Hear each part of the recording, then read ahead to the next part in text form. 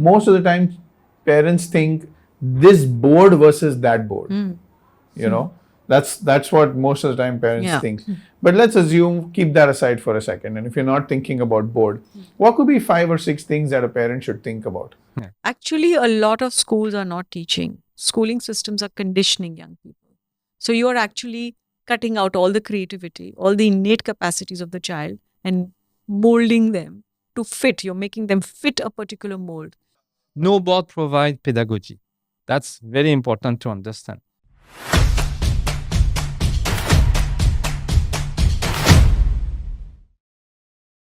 Welcome to Will Talks, everybody. Today I have incredible people. I'm so happy and glad that I have today with us Anju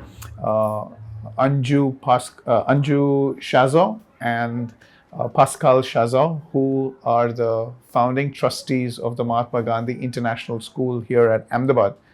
And being part of this school for the past couple of almost the whole day yesterday and today, walking around the school and meeting the people, the one thing that really screams out to me is this is what schools should be like.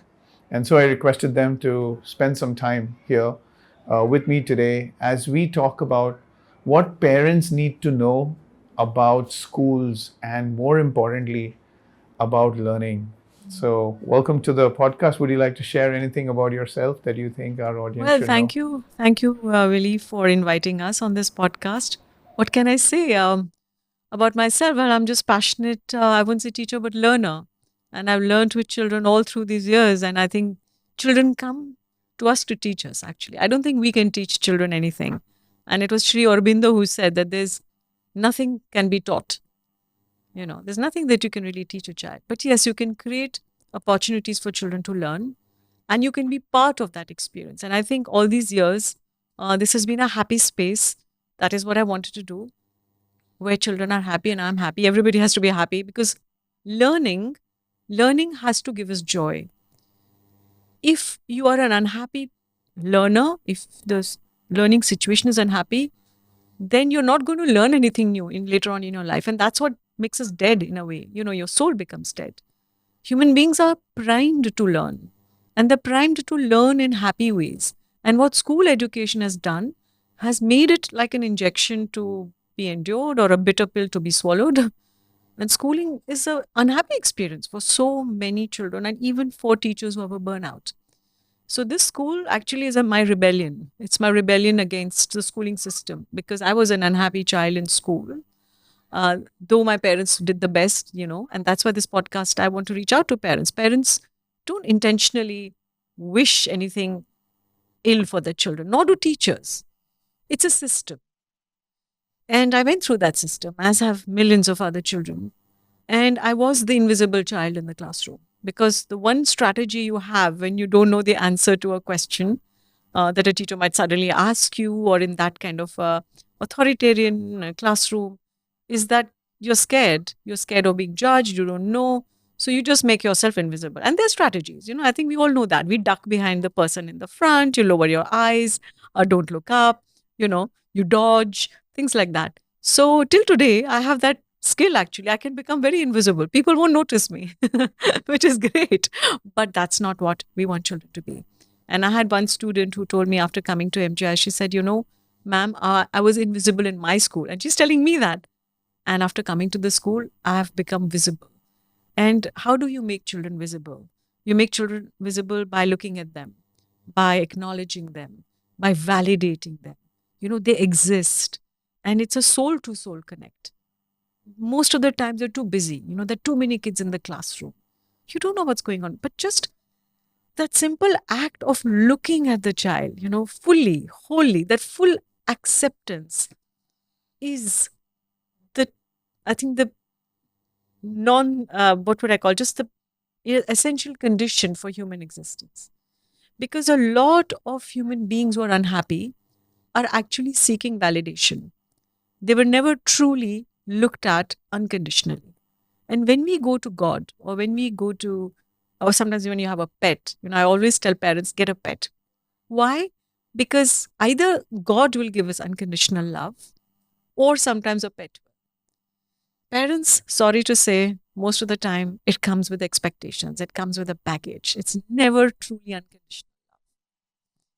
Teachers, same thing. You want your children to perform well, you want them to do well in the classroom. So there's a condition. What if this child doesn't want to? This child is not interested in the subject, just wants to be. Can I just accept this child as he or she is? And sometimes kids come with trauma, they come with emotional baggage, and I'm sitting here judging. And I know I'm irritated as a teacher because this child has, um, some disruptive behavior. So all these things create an unhappy life, an unhappy human being, and an unhappy society. So at the heart of that is a system. And therefore, the school, like I said, was my rebellion to change the system. And finally, I would also say one more thing, that this schooling system, and I say system, it is actually coming from two colonial models, which was the prison system and the factory system. Now, there was a author called Michel Foucault, French author, historian, and he did a study where he compared historically four institutions: hospitals, army, schools, and prisons. And guess what is similar? Let's take prisons and schools. Uniforms, roll call, morning assembly, monitor system, architecture. What we call the cell structure, where each person is individually sitting. You're in your individual cell and you cannot connect with each other. That's how classrooms have been developed. And why did it emerge from the prison model? Is precisely because the colonial masters wanted to subjugate a population. They wanted to control. So it emerged from that need and that historical context. But today, why should we be continuing with the same model at all? Why? So, that I think was also part of my journey. When I understood that, I used to feel, in fact, that school was like a prison for me. And if you look at the way kids run out of school when the bell rings, it's really chut gaye, yahan se nikal gaye bahar. And when I finished my schooling, though I had some wonderful teachers, loving teachers too, but the system was like that. I really felt that I'm out of a prison now. And that's what I want parents to know, that we need to opt. And when I speak to teachers, because I'm a teacher trainer, the teachers will always say, "अरे parents की ये demand है, क्या करें, हम कैसे बदलें?" So I have to reach out to parents and I tell them, you need to explain to parents also. Life is short, and these are the 14 most important years of human existence. And either we are learning things which are redundant, old information, totally information based in a society today where information is on your telephone, it's on your fingertips. You're not teaching children how to be, how to connect with their life purpose. But I mean that unconditional love has to be there. No child is born mean or nasty, or they become like that through pressures, through trauma, through all these things. And schools create more trauma. So there is trauma at home because parenting, inadvertently, parents make some mistakes because they don't know. और हो जाता है, society में होता है, किसी uncle ने कुछ बोला, किसी ने कुछ बोल दिया, the child is deeply hurt. You come to school, here is a system that doesn't take care of you, your hurt continues. And it builds up in your life and you lose self-esteem. And when you lose self-esteem, you're not validated. Then when the storms of life come, you sink. And that's why I think schools need to prepare children for life, not for exams. Exams, any kid will pass. Today on YouTube, you just go and you learn anything. What do we need to go to schools for? But you need to really create that space for a deeper human development. I think, when you say things like it's difficult to unconditionally love as a father or as a mother, it's so true, because when you say it out loud, you feel like, wait, that is so inhuman or unnatural. But it is difficult with all the social pressures, with all the expectations, with your neighbor's kids doing so well and this and that, and the world upholding that even more. And you start really thinking, what is it?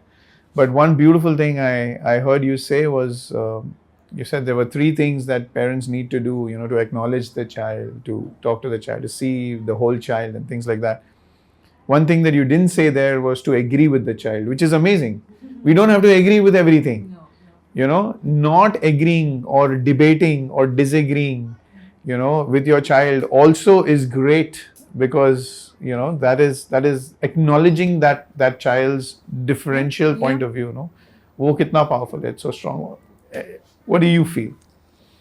Well, if I want to speak to parents and education, first of all, why do parents send their child to a school? This is the first question, okay? And unfortunately, nobody is asking this question. And they will say, because you have to go to school, yeah. But basically, why are you sending to school? And the irony of it is not to get education, is not to get development. Why parents are sending, I speak about school education, K-12. Why they are sending their child in school education? That means for 14 or 15 years, of the most important year of their life. Why?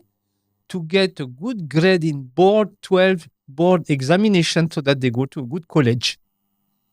And the entire thing is totally lost, which is why schools are just preparing for board exam.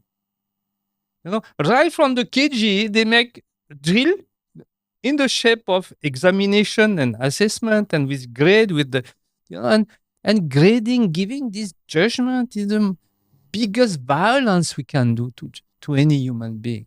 Judging, okay, you are 70%, you are 40%. Comparing children, each child is unique, each human being is unique. And we are just in a system, what is called a normative system, where we are comparing each child against another child. And this is the worst crime that we can commit. And it's not during 6 months or 1 year or 2 years, it's the entire childhood of the child. So now, is it what we want really? Is it what any parent wants for their child? Or do they want their child to develop as a good human being, a happy human being, and a child will make a happy adult later on, and happy adult will be able to share and to spread happiness around them, because there is one thing in the happiness, there is absolutely one thing which is there. You cannot be happy alone. You need to have an happy environment. And then if yourself, you are spreading unhappiness, you will create an unhappy world. And you will be unhappy, and other people will be unhappy. So, you have to go into a virtuous cycle where even if you have to force yourself, smile, put a smile. Okay, maybe there are a lot of things, life is hard and there are a lot of things which are difficult, but put the smile on your own face, and you will see that this will have an effect on you, and the fact that it has an effect on you, it will have an effect on the other, and you will go into, because the difficulty are there. The Tibetan, they have a very nice say. They say, when you are facing a big issue, a big problem, there are two possibilities. Either this will be resolved. Then why to worry? Because it will be resolved in any case. Your worry now will not change it. It will be resolved. Or it cannot be resolved. And if it cannot be resolved, why to worry? So, and we are doing the opposite. We are worrying, thinking that it will modify. No, it will only worsen the thing. So we have to go back to the fundamental, what is education? What is the purpose of education? And actually and it's a very philosophical question, and we will go back to the two philosophical view of the world. One is the conditioning, the behaviorist world. And it is not it's not trivial to realize that when in psychology we speak about learning theory, we are referring to the behaviorism. What is the behaviorism? This is the conditioning. That means stimulus response. Pavlov's dog. Dog. So you ring the bell, and the bell is associated with the food, then the dog will start salivating. Okay? So, and this is entire learning theories are based on that. That means conditioning. Carrot and stick, right? Carrot and stick. The marks act as a it deterrent for children. Like, if you don't this, you won't get good marks. Huh? You Pos- need to do this. You won't get a job later on because, so everything is linked to that conditioning. And if you are good, you will get a good point. You will get good mark. Like the rat in maze. We put rat in maze, and there are doors. And one door, if it open this door, there is a cheese, and the other, the rat will get electric current. This is all the same thing. That if you do what is defined as the right thing, then you will get the reward. And if you do what is defined as the wrong thing, that means you open the wrong door, you will get a punishment, and that's entire the system is based on that conditioning. And then people will start behaving in the racket properly because they are conditioned to do that. So that's one way. For example, look at the traffic situation in the car. What is happening? Before there was all this camera, you will have the person who is driving comes to the traffic light. Normally, the conditioning will want you to be, if it is red, you stop. If it is green, you go. But what people will do, they will not look at the color of the traffic light. They will, is there a policeman there? No policeman, I can go. Whatever is the light. Policeman is there, then I will look at the color. This is a conditioning through the authority. It's not conditioning through a system of rules that we understand, which are necessary, because if we don't respect this rule, socially, there will be disturbance and I can be harming people. It's just the authority. And the school and the behavior is taking that. There is an authority which is there, and there are a lot of experiments which have been done which show that, that people, they can be taken in a system, the milligram experiment, where people are Milligram, there, yeah. milligram, and they are supposed to give a current, A hypothetical current. hypothetical. Of course, it is not a real one, but they don't know. People think it is there, and when the person within the chair reply correctly, then they don't give. If the person reply incorrectly, they will put.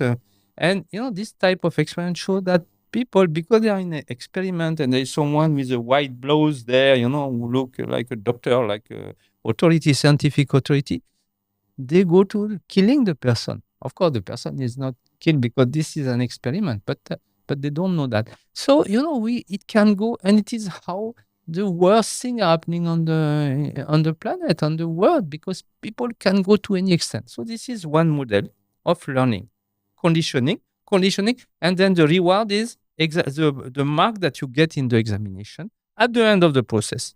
And for that, you make that all over, the 15 years of schooling. The other model is the humanist model, where, what we call the analogy with the gardener. That here you have life which are there flourishing, you're like a gardener. You have to take care of your plant, of your flower, of whatever. And, you are just a caretaker of that. And then the more love you will give, and the better the result will be. You are not a punishing agent. You are someone to give love. Which doesn't mean that you agree on everything. Love, sometimes you have to enter into a contradictory debate with the child and all that. But always with love, and intention has to be in the sphere of love and not fear. This is fear versus love. Absolutely fascinating. In fact, yesterday I met a friend of mine. She's a architect, a landscape architect. So once a month she comes and she takes a course there with the master students, teaching them landscape artisting. And she's from the Harvard College of Architecture. She studied landscaping there. And she was telling me yesterday that the drive and the sense of excellence that many of the students have here in India is far less than what she's seen abroad. Like what she's seen abroad is there's a immense, public, they want to do अच्छा करना है. From within, they want to do really, really, really well. Whereas most of the architects who've come out from Indian architectural schools want to do just enough. just enough to either pass an exam or to pass a scrutiny of a client. And that took me back to my own schooling. I went to an Irish Christian Brothers school, and my teacher was an Irishman called Brother Judge. And he would come to this class and he would say, all you children, all of you here, you all are living with chalta hai attitude. Chalta hai. And he used to say that, chalta hai. And if I didn't do my homework, he would be like, oh, chalta hai, chalta hai. And he's like, no, chalta hai. And for 3 years of my life, I heard my teacher, Brother Judge, say, no chalta hai work. After that, when I started doing work, all the carpenters, the plumbers, if I go to a shop, if I buy a uniform or anything, they'll show me a sample and then they would say, 1920. By 1920 means 1920. Yeah. What it means is, I'll show you something, but what you will get is not exactly the same, but somewhere near. It's nowhere near, by the way. Yeah. It's not 1920. It's 12. And I realized that across India, we've built a culture on saying it's okay, it's just like that. I had a friend who said, who runs a coaching classes for NEET. He said, if I put a board, saying that, come to me, I'll take 3 years to train you for IIT exam, he tells me no parents will join his classes. But if he puts a board saying that within 3 months I'll teach you to crack IIT exam, everyone will join. And I told him, but that's not fair. He said, no, none of the parents believe it, but they'll still come. Because we've learned to accept almost something that even we know is not true. Yeah. It's so sad. Yes, I think there's a lot of pressure from society. Also, one thing I want to address for parents is that we are living in a world where parents are very anxious now. I think the anxiety levels of parents has gone up tremendously in the last few years. Earlier, Anxiety मतलब क्या? What do you anxiety mean? मतलब Like, देखो, वो एक डर है पहले क्या? कुछ डर है in the sense कि अच्छा करना चाहिए. The children have to perform well. They have to perform well. Will they get a job? Is this the right thing? Are you getting enough marks? Earlier, kids had more freedom. I mean, if you see, okay, I'll give you this example. Parents want children to be busy all the time. कुछ तो सीख रहा है. Okay पहले school भेजेंगे, फिर tuition करवाएंगे, फिर ये करवाएंगे, वो करवाएंगे. बच्चा मतलब उसको 10 मिनट फ्री नहीं मिल रहे हैं. It's a race on time because they think that the more they do, the more they are learning. But in that race, they're just not discovering anything. I tell parents, बच्चा bore हो रहा है ना, होने दो bore. It's great to be bored. Because when a child is bored, the child will start exploring something else on their own. You're not the timekeeper of your child. अच्छा तुम 4 से 5 ये करोगे. I'm not saying you don't do anything with the child. Children may be interested in swimming. They want to learn some artwork. Great. But keep the time also for children to goof off, not do anything. Because this entire idea that children must be busy all the time comes from, again, that Victorian factory model. Productivity. You can't be goofing off because then that means you're not producing anything. So because those were the days where child labor was also important, right? So in school also we want kids to be busy all the time. Why can't kids just be relaxing, singing a song? If Newton was doing something, he wouldn't have... So many, Archimedes, Newton, Ramanujan got most of his formula in his dreams. Edison was always experimenting in between the dream state and the waking state. He used to sit with his eyes closed. So this state of being between the dream and reality, between wakefulness and alertness and sleep or dream state is very important. Children must be allowed to daydream. It's in those dreams that we are connected to something higher. When we talk about inspiration कहाँ से आता है? आप तो time दे ही नहीं रहे हो बच्चे को, ये draw करो, वो करो. Let the child discover, let the child feel. Because we are connected in many ways to a higher energy. We are connected to the plant life, to the animals. If only we open up those things. And children have it. Children have a natural way of being connected. But we don't nurture it. It's like my friend. If he's always on the phone, how would I connect? Yeah, you're engaged. tuned in somewhere else. Yeah. You're always engaged. Yeah, your frequency is somewhere else. You're tuned in somewhere else. And so I think that's... So, this to wrap up on that point, parents must allow children the time to just be, to discover. in the earlier time when I was a kid, we used to play in the evenings a lot. We had nothing to do. Bahar jao, because TV to kuch tha nahi. There were not so many channels, nothing else. So I did a lot of cycling, just cycling in the society. It was ghumte raho, ghumte raho. But those are wonderful times, just to feel free, the wind on your face, and you're just not doing anything, just looking at the plants, looking at the leaves, reading books, all of that. Now children, parents are like, oh, what are you doing? Homework kiya? नहीं किया? अच्छा कल क्या कुछ test है? Okay, अभी ये करना है, वो करना है. Okay, now it's time for this class, that. So they keep children busy till 8:30 so that they get exhausted and go to sleep. I think that's what I'm talking about. Just release the pressure on the child. And when kids, बच्चों पे इतना pressure होता है, there's going to be a burnout very quickly. And when children come to a state where they're able to express themselves, that's when they'll start telling them, अभी मुझे school नहीं जाना है. I don't want to do this. I don't want to learn. I don't want to. And they'll just switch off. And then the parents can't. Then they need to go for therapy, to a psychologist or counseling or whatever. But why come to that state?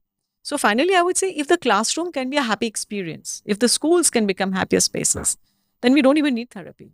I feel education should be a liberating experience. It should make us freer, better, rather than inhibiting us. And on the contrary, schools have become inhibiting things, that you should be like this, you don't talk like this, don't sit like this, all the don'ts. So I think that's what I meant. I think parents are too anxious. And in fact, this is coming back to my two model, the thing. Gardener. Yeah, the gardener and the conditioning. There is a total hiatus. That means misunderstanding of what is education, what is learning. We think that learning is something which is coming from outside to inside. And we are missing the most important part, which is what is going from inside and going outside, which is the creativity.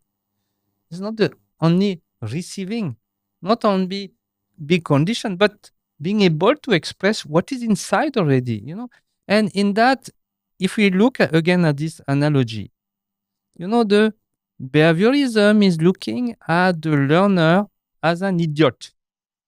Someone who doesn't know anything. He's a stupid guy. The teacher is the one who knows. Empty vessel. This is an empty slate, Tabula rasa. This is the concept of tabula rasa. John Locke, a philosopher. That means this is an idiot. I am the one who know. I come, I open the brand there, and I fit, I put as much as possible there. I decide what has to be there, and I ignore that this human being, this child, has his own experience, lot of knowledge already in everything. So, which is why, and when in the gardener analogy, will any gardener go to a tree and start pulling it so that it will grow faster? No, you allow the process to come. And you allow what is there. If you have put a seed of sunflower, you will get a sunflower. You will not get an apple tree. You allow the process, what is inside, what is there. Everything is already there, we call that the DNA, we call that whatever you want to call the cell, whatever. But it is there. And you have to allow this process to unfold, and not intervene, not to stop it, not try to make it faster. Or, you were speaking about the 3 months and 3 years. People, they are there, faster. And you were speaking about Google 0.0 something second, what does it mean? Time is a construct. Time is just there for us to be able to fill the space also. It's a part of the space in this particular dimension, in the material dimension. And, if you start to compress one, you will expand the other. It's like that. The relativity is about that. They are linked. You cannot compress something and you will compress everything. No. If you compress one, the other will expand. If you expand one, the other will compress, between time and space. And that's the thing. And we have to come back to this really. What do we want? Do we want our children, our child, as a parent, to be conditioned, to be an obedient someone who produce for the industry, will get good pay and have, instead of 2 cars, 3 cars, because the neighbor, we are comparing with the neighbor has already 2 cars, I must have 3 cars. And he has already Mercedes, I must have at least Mercedes also, or Maserati, or God knows what, And yeah, okay, but where is the happiness in that? So, the CSF came up with a report and they said parents don't know how to select their schools. And so they select the school based on proxy. And some of the proxies that parents actually have when they select a school is playground. Most of the time I've seen fathers come and they say, where is your playground? Where is your swimming pool? Are there horses running around the place? Do you have a horse racing? All these things. Mothers have some other things. Is there more activities? Is there more this? They have different things that they want. So one thing is infrastructure. They look at infrastructure, large infrastructure, air conditioning, things like that. They use proxies to select a school.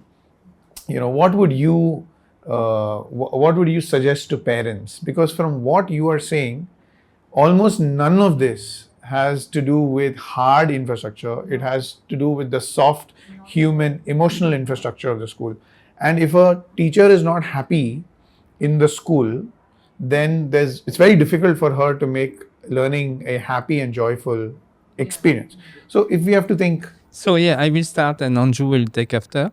I will take the hardware part of it. Again, it has very specific economical reason. What you say? Why parents are looking at that is because the offer. We are in the capitalist model of economy, which is the offer and demand and the supply. Okay, so now because parents are lost in the choice. They don't understand why they are sending their child. So they are looking at the supply. And the supply is what? From people who are creating school. This is a big issue in the school system.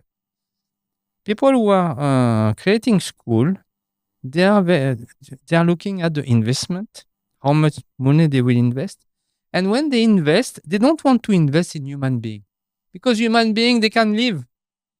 So they want to invest in hardcore infrastructure, building, land, yeah, and they will get the return according to the infrastructure that they are developing, and this nobody can take it. You understand? So the thing is they are missing, and because they are owning the building, they think they are owning the school, because for them the school is the building. And when they sell the infrastructure, So that's where the hiatus is happening. That's cool. No, it's cool. You are there for learning process, interaction between teacher and student and parent and the entire ecosystem. We are losing the essence of this, so they think that it is brick and cement. But they think that because they have been make believe that it is like that. And this is obviously and what you are speaking about is a totally different model where you don't own the infrastructure. See, when we started, I can give our example here. When we started, we was the first IB school in Gujarat. And at that time, there was hardly in India 4 or 5 other IB schools. We was among the first 5 or 10 IB school in the country, 5, I think. So now the IB, there is a full process. You have to apply, be a candidate, and they come and they see, whatever. And the infrastructure are part of the process, of the thing that you must have the proper infrastructure for the learning to happen and all that. So here we are at the heart of the city. We have a very small campus. It's hardly not even half an acre. It was a municipal school that we have converted. You cannot imagine less infrastructure than what we have. But we are in the heart of the city. And what we have done is we have used the facility of the city. That means there is a British library. Even if our library, we have one, but we don't need, and there are a lot of good library in the vicinity which are accessible. We can access there are this lab, science lab, which are in big institute like the Vikram Sarabhai Science Center, different. So we can access there. That thing. There are garden all around. Municipal Can access gardens, it. public Municipal gardens. garden, public garden. A sports facility. There are places they have ground. They have whatever. We can play football, whatever. So we are using this facility.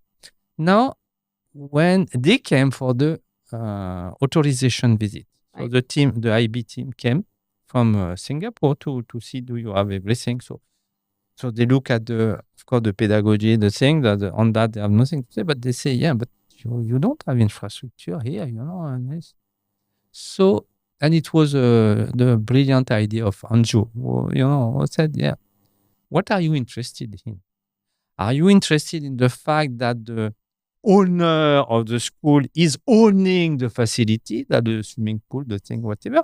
Or are you concerned by the student who have access to this facility, who can, use this facility? What is your interest? And they have to say, yes, you are right. We are not concerned by who is owning the facility. We are concerned by, do the learner have access to this facility? And that was a totally, change of, and we have been, and we still are considered as a pioneer in the IB and in this, where we are not focusing on the owning of the infrastructure, Well, and which means what? Which means that when someone wants to create a school, so they will look first, okay, how do I get my 60, 70 crore so that I can buy the land, I can then, they need that. And when it comes to the teacher training and to the real part of the education, and we say, okay, we can give you a training, it will cost, to organize that. I will send 4 trainers and for your entire team. The cost will be around 1 lakh or 2 lakh. Oh my God, 2 lakh rupees, And they have spent 70 crore in the infrastructure. Because they say, but these 2 lakh, maybe the people I am training, some of them will go or whatever, or this type of nonsense, it is totally misplaced. This is an economical point. People want solid thing that they can keep. So I think what I would add also is that you see that's not a sustainable. Talking about sustainability in today's world, having huge infrastructure is not a sustainable model of education at all, because you're talking about acres of land, lots of water for gardens. Minimum 50 crores. Yeah, I mean, who has that kind of money? And if teachers and educationists are the best people to start schools, yeah, how will they have 50 crores? That's what we did. So what we did was, so we said that the community always has resources. The city has resources. Can we have an idea of micro schooling? Can we have small schools with a more community feel and use the city's infrastructure as your infrastructure? And that's what we did. This model was to show that a very good quality education can come, and we partnered with the municipal corporation. So we are a part of the trust of the Ahmedabad Municipal Corporation. So we're using the city infrastructure. They give the building for this project. And you have public gardens, you have public libraries, maybe you pay rent for some, extra infrastructure for the football or whatever. That's one thing. But the idea of a micro schooling for me is important, because your operational cost is less. Your wastage of resources is less. Number one, even from purely the infrastructural point of view. Number two, the flexibility is great. Imagine the difference between running a school for 300 children and 3,000 children is not the same.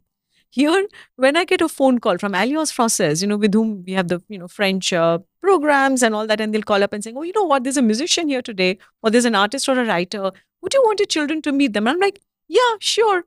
And we'll immediately shift the timetable around, we'll get the bus, we'll go whatever, we'll do Uber, we'll go there, or somebody will come here. It changes like this. So earlier on when the school was new, some parents, new parents were very upset. They saying, your timetable keeps changing. We said, of course it has to change. The timetable can't be a fixed thing. It has to change according to the needs of the children. It has to change according to the passions of the children. When there's a beautiful flower show happening by the city, then of course we are going to go there to the flower show and see everything. We're not going to bother about, this. And we have to look at the time. We have to look at the convenience. So the curriculum is also an emergent curriculum. It's not a fixed curriculum. The curriculum emerges from the needs and the context of the child and of the time in which we are. So I think when you are a smaller school, it's sustainable at many, many levels in terms of resources. It is sustainable in terms of the community feel that you have. Parents come in, they chip in, somebody comes in and teaches something, It is flexible, so it's very important for children, because children have a greater sense of freedom, and so do teachers. If the teacher suddenly decides, oh, you know what, for this project, I needed to do this and maybe I should go there tomorrow, but she can decide to do that because it's a smaller school. We can, so, all the time, I think, and the final thing, yes, for young people, if there's a passionate educator, and we are still passionate, we didn't have those means to go and, invest a lot of money. And of course, there are investors. That's not the point.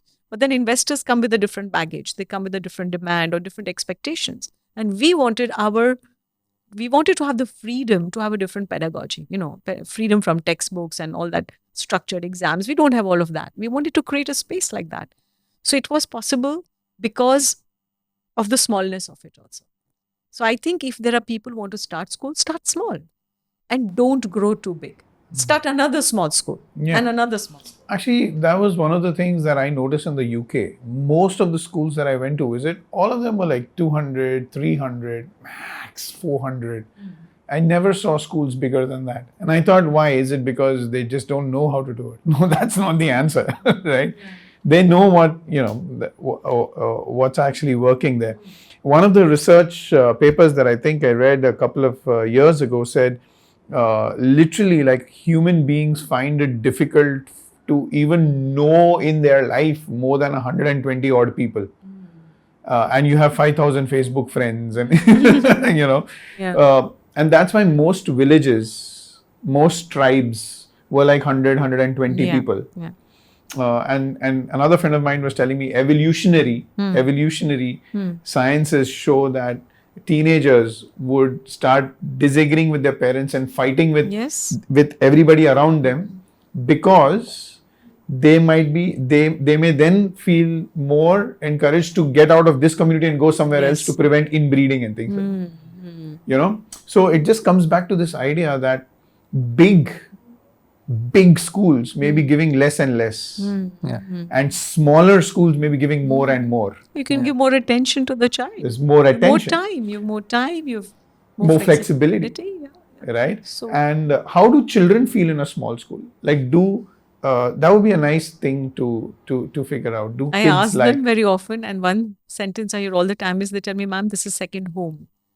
And I think it sounds so simple to say that, but just think about what it means for a child. Home is where your heart is. Home is where your world is. Your whole world is your home. So if you can have a second home, a school that feels like a second home, but it's still a school. I'm not saying do away with schools.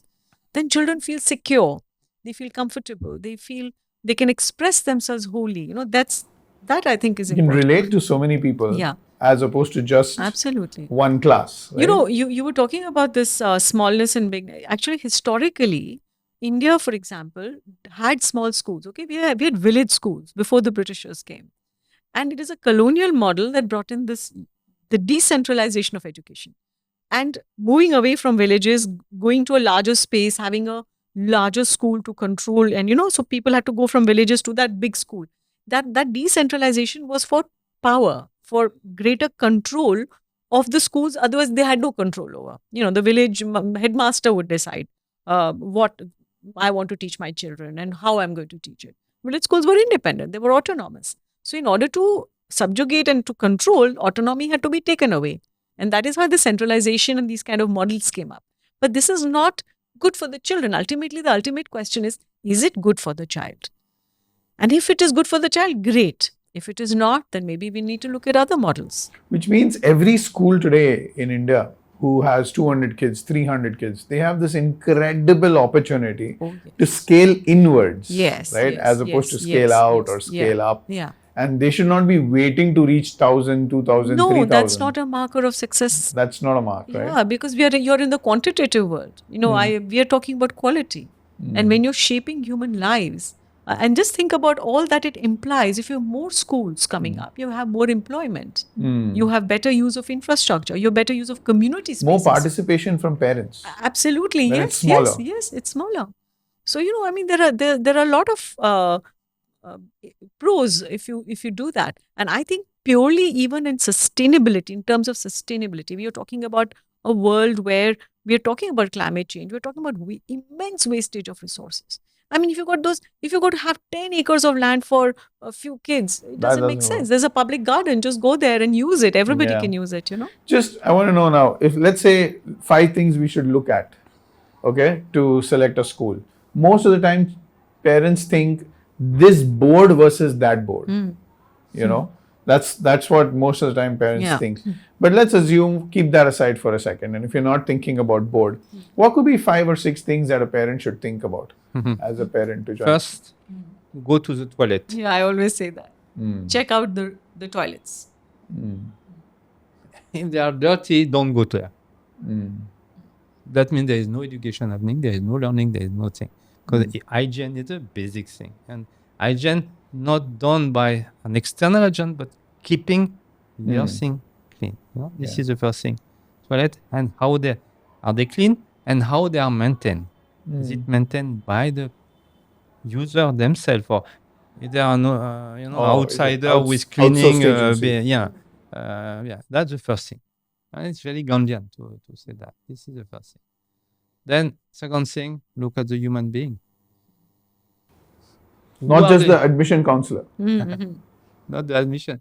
Look at who are the human beings there and how they are. When you cross them, are they smiling at I you? was just going Or to say that. are they making a face at you? Are you there? The smiles. I think the smiles. Smile. I asked children once that what, according to you, is the first thing that's really important for you when you walk into a classroom?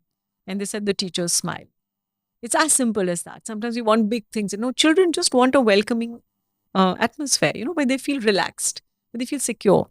So I think, that I often say that it's not really the infrastructure. It is how you feel. Each board has its own good, things, qualities, and it also has some gaps. So it depends. Ultimately, the board is at the end of the schooling, right? When you're talking about all of primary and up till secondary, you want to see that the children are deeply engaged in real learning experiences. Today schools have become gated communities. Yeah. Okay? Keep They're out. gated. Yeah. They're gated communities. You Keep go out. inside, gate is locked. You're in that closed space. Trespassers will be shot. and kids are just waiting. As soon as the gate opens, they all rush out, So I think schools have to be these porous. The walls of the school have to be porous. Like our kids go in and out all the time. They have to go out to buy some vegetables and then come back and cook for the cafe. They have to do a survey. So again, they'll go out and they'll ask questions to the community around, to the sabzi wala, to the pharmacy shop, etc. So they have to collect data. So the kids are always in and out of school. And that, I think, that connection with the community is the learning. You cannot, John Dewey said that, you cannot prepare children for tomorrow with the pedagogy of yesterday. Real life, in being immersed in today, in the here and now, which is experiential learning, contextual learning by doing real projects, and projects which have meaning, not symbolic, not just simulations. Because, real life is messy. And it is that messiness of life. You go out, you want to ask a question, you prepared a questionnaire, but 5 people are not responding to you. It's not in your control. Now you got to adapt. How are you going to approach other 5 people?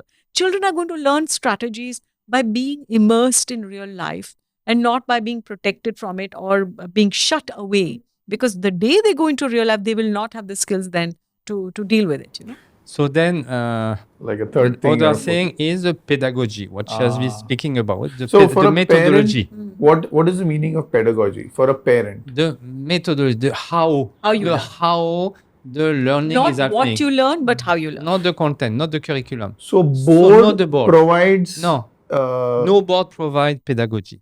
That's very important to understand. Pedagogy is not linked with the board. You can have an IB school with a very, very boring, classical, lecture-based thing. So board does exams. Yeah. Board is exam. So parents need to understand that board does exams. They administer exams. Exactly. In fact, very simple. What is the board, Indian board? CBSE. What does it mean, CBSE? Central Board for Secondary Education. Examination. Board is only the examination. So they set the question paper. Yeah, I mean, this is the system. No, they prepare, they condition the children to appear for their examination.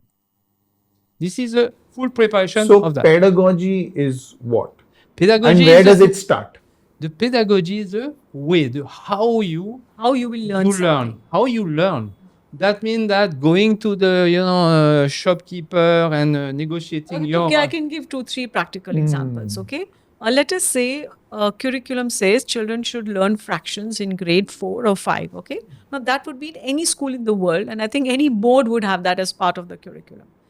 But how we are going to teach fractions is going to be the pedagogy. Method. Yeah, the method of Methodology. I can How teach much it time you give it, exactly. And I mean, I can teach it on the blackboard to chalk where and you talk. teach it, how Yes. you teach it. Or I can go to the cafeteria. When we you can teach weigh- it. Yeah, everything. And how am I applying what I've learned?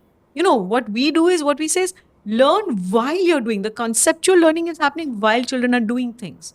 So when I have to cut something into quarters, the fruit has to be cut in quarters. That's where the idea of a certain fractions will come for the So children. are you saying parents, like, do parents understand that conceptual learning is different from exam learning? No, I don't think parents understand that. Parents simply think about the board. They also think a lot about prestige, unfortunately. You know, they want certain names. You know, they go to school because it has a name. It's a very interesting point, because I think when somebody gets a better job and gets more salary or suddenly gets inheritance, they upgrade their house. They go from a smaller house to a bigger house. They upgrade their car. They go from a smaller category car to a bigger category car. Then they upgrade their school. They may upgrade from maybe a better school to just a bigger school. Yeah, a bigger school, yeah. So what does upgrade look like for a parent? Like maybe parents should understand what it means to upgrade your school. It probably doesn't mean to go to a bigger school Yeah. or a more expensive school. It probably means going to a school which does things differently. Yes. Yeah. Actually, a lot of schools are not teaching. Schooling systems are conditioning young people. So you are actually cutting out all the creativity, all the innate capacities of the child and molding them to fit. You're making them fit a particular mold. And actually, most boards are also that. The boards are also some sort of frameworks in which the child then enters, because you learn how to behave, how to In a think. particular how way. to- But I want to tell you something about many schools, that I have been to. And even in my own school, when we were talking about admissions and creating a reception, some ideas that came up even in my own school was, let's have the reception here and not here. And I said, why here and not here? And they said, because when new parents come for admission, we don't want them to mix with existing parents. And I was like, wait, why? Yes. Is there something that we are doing? And it's and these suggestions came from my own team, very well-meaning suggestions. These are not bad. But it is a cue for me, obviously a few years ago, it was a cue for me. I was like, no, it's got to keep together. Many schools have gone to have a separate staff entrance. For teachers, they have a separate gate for teachers, a separate gate for students and parents. So there's a hierarchy. There's a It's- class. There's a classification. That is there. And the second thing is, they don't want possible new admission parents to talk to teachers before taking admission. We do the exact opposite. We have our children talk. We have parents talking. We have When they're I came to your ambassadors. school, I met 4, 5, 6 teachers. I all thought they were the owners of the school. and they are, in a way, isn't it? That is, because it's that's true. a legacy. What I'm very proud of is the fact that in our school, so many of our alumni come back to teach. And they've come back in. And this is something I hear in other places. Oh, yeah, nowadays young people who want to get into teaching, they want to go into corporate world. I'm like, yeah, did they have the joy of learning in school? If they enjoyed learning, then they were. They And, will and we've come had so many of MGS students who've come back for 3 years, 4 years, and some are still with us. Incredible. Joined and they're teaching and they love teaching. I think you can love teaching because you love learning. So I think for parents, when they look at a school, look at how good will it be for how secure will the child be? Yeah. How much And who's talking support? to you all the time? Yeah, If that school is controlling your Movement, interaction and movement, Yeah. it's like you reach embassy.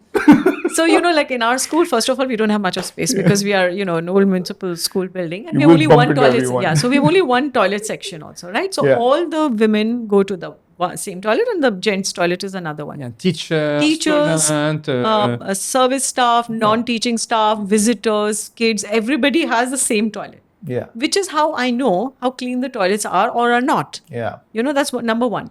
Number two, That doesn't happen, by the way, I in know. many schools. I In know. fact, there's a separate toilet Which is so sad only for that- the director. yeah, so that is, yeah. And here, no, we don't have that. We've always used the same toilets. Yeah. And I have to wait in line if it is busy, Yeah. you know. And I think this is Gandhian too. Like your spaces have to be common, democratic, and they have to be maintained clean by all of us. So that is also something that in our school, children, if they spill something in the classroom, they go get a broom and they clean it up. Or if, you know, if they're eating or painting or whatever, we give them a clean classroom, they've got to maintain it clean throughout the day.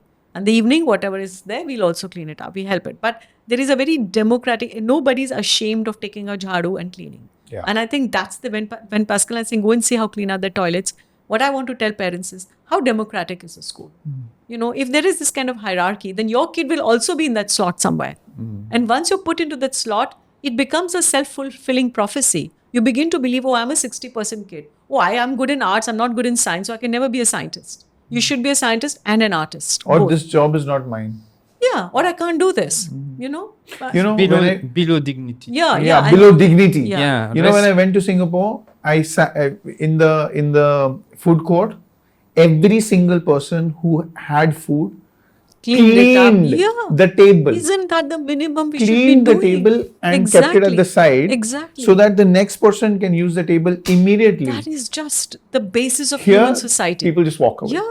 But And they schools wait can for teach. somebody. That's is where where. you have That's to- where we've You got know, to teach. today I was telling my daughter when we were having breakfast that make sure that all our plates are stacked and kept so that when the waiter comes, It's it's easier. so easy Yeah, for him to yeah, do. You know, my mother tells me that when you get out of a hotel room, clean it up. Yes, I do that too. Clean it I up. put the bed properly and go. You know, Because even there's dignity. when you go to a of labor. restaurant, at least put the chair back. Get up, put the chair back. This is what the Japanese do. The Japanese clean their toilets. You know, the CEOs of companies, they clean the toilets themselves, their own toilets. Why? It brings in humility. It Yeah. makes you grounded. Yeah. So, you know, we must do those actions in our daily life that keep us grounded and humble, because that's part of character development. And I think this classification of children, and that comes to also report cards, marking, you know, grades. Pascal said it's a kind of violence. It is, because I'm putting the kid in a slot, and then now it's here, and I'm not going to be able to go beyond it. If a child believes I'm not good in maths, and we hear that all the time, right? Oh, I was very bad in maths. Nobody can be bad at maths. I think it was just taught badly. Yeah. You know? Also, accessibility. Yes. Are the founders accessible? Yes. Oh, yes. Absolutely. Are they I think that's reachable? yeah. You know? So, Yeah. so we have this joke that, you know, kids say that you know, they when they have the submissions, you know, for their final grades, because end of the schooling they have to appear for different kinds of exams. So then they're all the time busy typing their, you know, essays, this, that. Then they're calling up the teacher. So sometimes, I mean, I've got that call, you know, because I've taught English and theater and all in my school. So they would call me, "Ma'am, are you awake? At 2:00 in the morning." And I'm like, I am now. Now I am What is awake, it? yeah. And that's what they love. They said, you know, you people were always there for us. And I you, think that's really you was asking for 5, so we have given 4. Now the 5th one, last but not the least, creativity. So I remember once, I will not name the school, very big school in India. You know, we was visiting for the first time. Very big name. You know? And so we have been nicely received by them. Should not say anything against them. But, and they was very proud, you know, big name. Expensive school and difficult to get there. And they very proudly, you know, we wanted to visit the school. Came, yes. And they show us the art room where they exhibit a huge room, which is as big as a full school, you know, only for what the children are drawing. And it's a K-12 school. Huh? And look at that. First thing, you know, everything was neat and clean. Everything was exactly in the same way. The flower was done in the same way. The landscape was, everything was, you know, neat and clean. You had all that, and I felt, where's the creativity? And you know, that's that's very essential. How?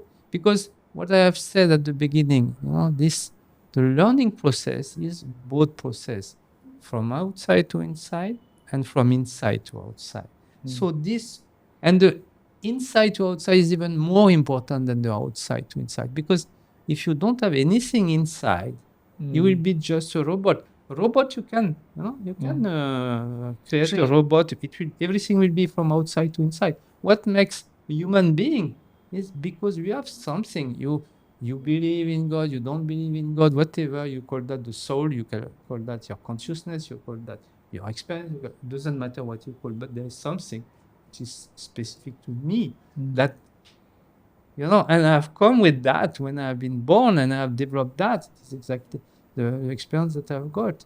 So this thing able to express, and what I'm here basically to be able to express that and to contribute through my expression to the world, to the community, to whatever is happening. So is it there? And our place will be. So I would just tell the parents, okay, put a finger in the air. Okay, all the parents should put, when they're watching this podcast, put a finger in the air, and I'm going to ask you to draw the first scenery that comes in your mind. The first scenery when I say scenery. And what are you going to draw? You're going to draw the mountains. You're going to draw a sun, some bird, a little bit of a river, one a well, little hut. one hut, 2 trees. Exactly. And that is the same scenery. Every individual I ask, with of my generation, one generation above, younger ones, north to south, east to west, they're all drawing the same scenery. Incredible. And why? Because schools conditioned children to draw. They did not allow them to draw their own. Even children who have never seen mountains are drawing that. Yeah. So that's the tragedy of it. And we need to have a unique expression of every child. What a fascinating conversation we've had, and this could easily be a 3-hour podcast. Yes. Right? But I just want to tell people listening in: if you're a parent, if you're a school leader, if you're a school owner, if you're thinking of putting a school, if you are presently a school leader and you're thinking of transforming your school, then I can safely say that there is a cup of hot coffee waiting for you at the MGIS school in Gujarat. You should come. You'll be welcome to walk the halls, talk to the kids, talk to the teachers, and then if you like, also talk to the founders.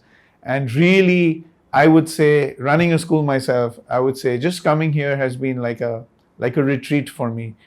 It just allows me to relook at the options that life has given me, the opportunities that life has given me. And as my mom told me, right, when my mom was about 60 or so, I lost my dad at that time.